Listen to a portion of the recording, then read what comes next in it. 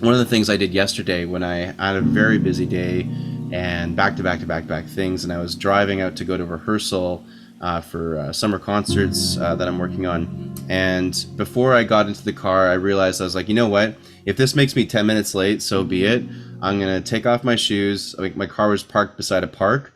So I just, before I got into the car and drove away, I was like, no, I'm taking 10 minutes. I took off my shoes, put my feet on the ground.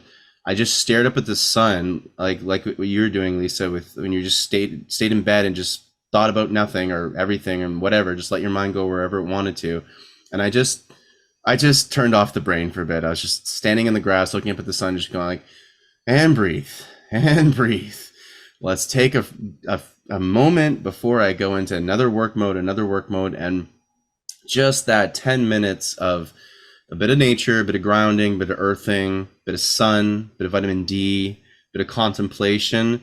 That really helped me not lose my mind yesterday. And I would have gone into such a level of stress and exhaustion. It just would not have been healthy for me. So that's like one of many little quick tips. And the one last thing, because I want to hear what you have to say about this too.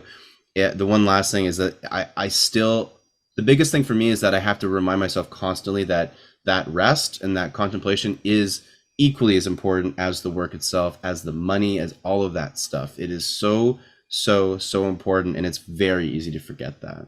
Yeah. Yeah. Thank you so much for sharing, Chris. I love that you are present enough and loving of self enough to decide to not get in that car until you reset, which is really what we're talking about here.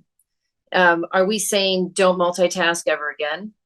You shouldn't do it. It's bad. No, we're kind of living in a society, depending on where you live, but here, and I live in Chicago, so this is a mecca for this lifestyle. But as you said, Chris, the importance of the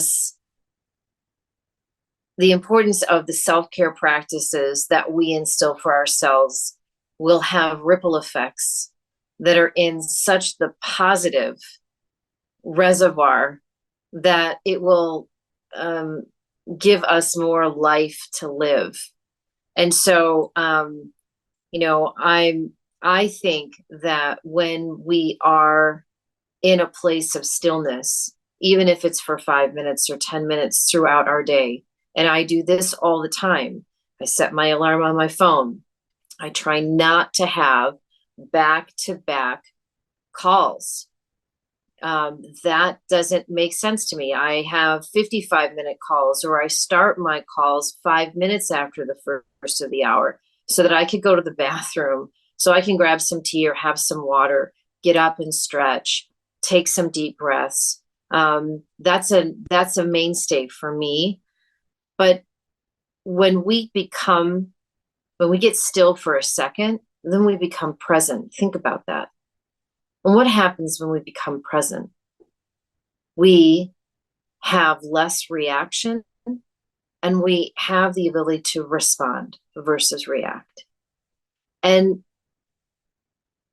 if there's anything that is more important than that, please let me know, because being present is one of the greatest gifts that we've been given.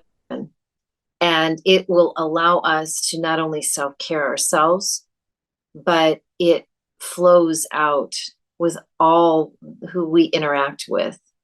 And the other thing that I'm going to say is that multitasking is a scarcity mindset. And the opposite of scarcity is abundance.